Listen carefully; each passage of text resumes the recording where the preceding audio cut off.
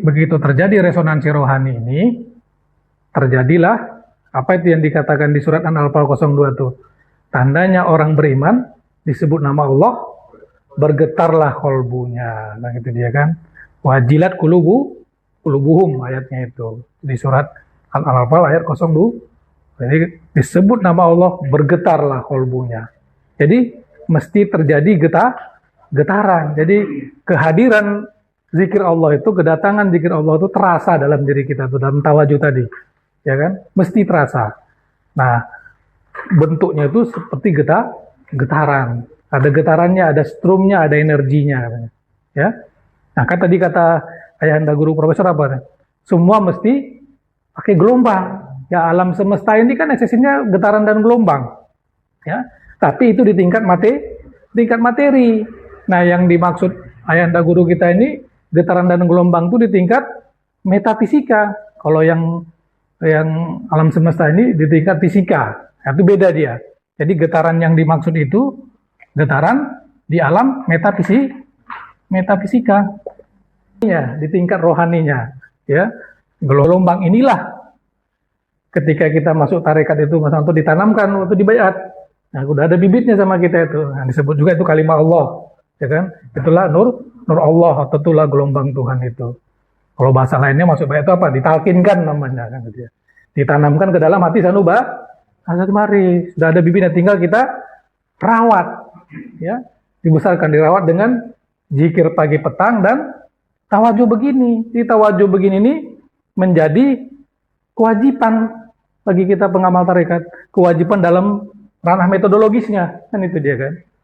Ya, makanya pesan Ayah Guru apa? Jaga wiridmu. Itu berkali-kali itu, jaga wiridmu, jaga. Jadi kalau datang tawajuh gini, siapkan niatnya, ya.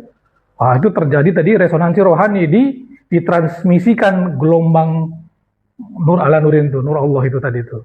Nah, maka terasa dia itu. Jadi kehadiran zikir Allah itu, kedatangan zikir Allah itu terasa dalam kolbu, bukan hanya kolbu, nanti menyebar ke pelosok nafs. Ya, pelosok naka bergetar dia semuanya. Nah, getaran itulah yang membawa ini ke Allah. Karena yang sampai ke Allah itu hanya nurnya, kan itu ya. Ya kan? Nih. Nurnya. Ini kalau bahasa analogi dari Ayahanda Guru Profesor itu apa? Yang sampai ke matahari hanya cahaya matahari. Jadi tawajuh tadi kita, zikirullah kita tadi dalam tawajuh itu dirubah itu, diurai menjadi gelombang nurnya ini. Makanya ada rumus. Rumusnya dibikin Ayah Profesor apa tuh? X dikali tak terhingga sama dengan tak terhingga. Ini dia. Artinya apa nih? Jadi berzikir itu kalau bahasa teologinya mesti beserta Allah, beserta waktu tak terhingga. Baru nanti hasilnya tak terhingga. Artinya kalau bahasa teknis tadi mesti dihadiahkan dia biar dirubah gelombang ibadah kita tadi itu, tawajuh kita tadi itu menjadi gelombang nur Allah. Itu dia, diurai dia itu. Karena hanya ini yang nyampe kan gitu kan. Maka dirubah itu, ya. Bukan kita merubahnya, ya si wali yang berjati yang merubahnya kan gitu kan. Maka ini yang nyampe nanti ini ke Allah kan gitu, hanya nurnya yang ini dia. Ya, sampai itu.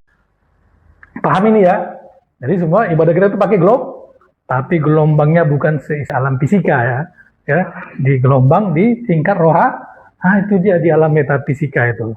Jadi udah ngerti ya betapa pentingnya itu tawajuh. Tadi maka tadi begitu tawajuh terasa juga di getarannya. Ya terasa lah. Maka penting si pentawajuhnya tuh udah harus hidup getarannya. Getaran di kolbunya itu ya kan, wajilat kulubuhumnya itu harus hidup. Baru nanti bisa salurkan ya kan? Iyalah. Kalau nggak ada getarannya, nggak ada strumnya, apa yang mau disalurkan?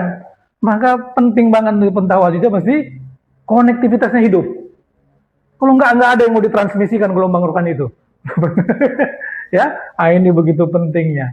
Nah, makanya sasaran kita dan tawajuh apa? Zikir di hati sanubari, di kol kan disebut nama Allah bergetar dia. Kalau nggak bergetar kenapa itu? Masih kotor. Maka tugasnya bersihkanlah itu. Ya, dibersihkan pagi petang, wirid begini nanti sulu, ubudiyah dibersihkan. Ya. Jadi dibersihkan itu. Nah, si kolbu ini kan sifatnya kan bolak-balik, berubah-ubah, ya kan? Maka dikatakan dalam hadis apa tuh? Ya mukalibal kulub. hati yang bisa dia bisa jatuh ke alam bawah sadar, ya, ke alam rendah itu, dia bisa naik ke alam rohani. Kan itu dia. Nah, maka sasaran kita dalam bertarikat ini adalah kolbu itulah, ya, yang mesti dan kolbu ini juga adalah portal dimensi, ya. Dia itulah kalau dikatakan dia di situ apa? Kolbu mukmin baitu, iya, rumah Allah. Tapi bukan rumah dalam makna yang di pikiran manusia, ya. Maksudnya itu, ya, kalau logikanya itu ya rumah, kalau rumah itu dihuninya, tapi bukan dalam makna tempat kan gitu. Tapi itulah salurannya di situ. Jadi kolbu itulah portal dimensinya untuk mengaksesnya ke kolbu inilah yang sefrekuensi dengan roh. Kan itu dia. Maka disitulah mesti dibersihkan kolbu itu. Terus kita membersihkannya pagi petang, lalu tawajuh begini. Ya, itu pentingnya. Ya, saya ulang-ulangi lagi, saya mengutip dari Ayanda Guru, jaga wiridmu kan. Kan itu dia. Jangan tinggal baru zikirlah pagi sore. Wah. Jadi kita ini kalau dia diibaratkan kayak sekolah di universitas, ya kan? Itu berapa tahun tuh dapat S1-nya? Berapa tahun tuh dia tuh? 5 tahun lah sekarang, atau 5 tahun ya. Sekolahnya tiap hari apa sekali sebulan? Tiap hari sekolahnya, ya kan? Bukan sekali seminggu, tiap hari. Belajar tekun. Itu pun belum tentu dia lulus, belum tentu S1. Ya kan? Kalau nggak di DO dia, ya kan? Nah ini kita. Mutarika berzikir begini harus pagi petang tiap hari. Sampai kapan, Jul? Sampai mati. Ini diberesin nih semua nih zikir sini, lataifnya lagi terus. Inilah amalia kita itu, jihad kita itu, membersihkan nafs kita, kolbu kita itu sampai mati situ. Karena di sini sarang-sarangnya sifat-sifat hewaniah itu. Semualah rasa-rasa keakuan kita itu semua di situ. Maka diisi dia oleh nur Allah ini. Ya kan? Nanti dia yang membersihkan, ya, bukan kita yang bersihkan. Disucikannya, dia harus dari dimensi yang lebih tinggi. Dimensi lebih tinggi itu kan nur Allah itu sendiri. Ya, gelombang Tuhan itu yang membersihkan, itu yang bisa menyucikan. Ya kan? Nah, dimensi lebih tinggi akan mengontrol dimensi lebih rendah. Nah, kalau dia udah masuk, wah udah. Cahaya datang, gelap nah itu hukumnya. Jadi kalau masuk itu membawa hukumnya. Hukum cahaya apa? Dia menerangi yang gelap. Ya, si gelap itu bukan berperang dia sama cahaya, ya itu majikannya itu. Jadi dia secara hukum dia mundur teratur gitu. Nah, tugas kita apa? Berjihad mengundang nur Allah ini, ya, latihan. Ya, kan, mengundang dalam tanda kutip ya, kita ya mengundang camat aja kita susah, apalagi mengundang Allah kan gitu kan. Tapi itu latihannya, ya kan, latihannya seolah-olah begitulah gitu kan.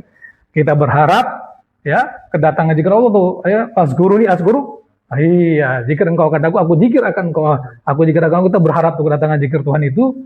Nah, kalau dia hadir dia membawa hukumnya sendiri. Yaitu cahaya menerangi yang hak datang, yang batal keluar.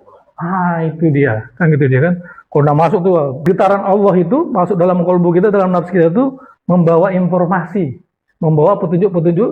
Ini nggak hanya sekedar getaran saja, tapi getarannya itu membawa petunjuk. Iya, itulah salah satu bentuk komunikasi kita sama Allah dalam bentuk getaran. Nanti ada lagi, belum saya ceritakan di sini, ya. Ini itu ya. Jadi mesti terjadi disebut nama Allah bergetar kolbunya. Nah, itu dia. Berubah alam batinnya itu. Di video yang lalu, aku jelaskan dimensi berubah. Ini naik lagi dimensinya berubah lagi, dapat getaran, ya kan? Wah, harus ini mudah dapat getaran nih. Sangat sulit ini. Kenapa? Kita masih diliputi hawa nafsu, ya kan? Kotor masih ini kita, nafsu kita nih, kolbu kita. Maka itu dibersihkan pagi petang, dibersihkan terus itu, ya. Nah, jadi ditazkiyatun nafs kan, ya. Disucikan, ingat ya, bukan kita menyucikan, disucikan. Tapi dari dimensi yang lebih tinggi gitu kan. Baru dia berubah. Berubahnya itu saya ulang-ulangi alami, bukan dibuat-buat pikiran kan gitu kan. Nah, inilah jadi pentingnya kita tawajuh itu terjadi resonansi rohani, datang kehadiran zikir Allah itu terasa dalam kolbu kita, terasa dalam nafsu kita dalam bentuk kita ada strumnya. Getarannya inilah membawa petunjuk. Nah, itulah mesti, karena ini sulit ya. Jadi masing-masing kita selalu cek lah ya.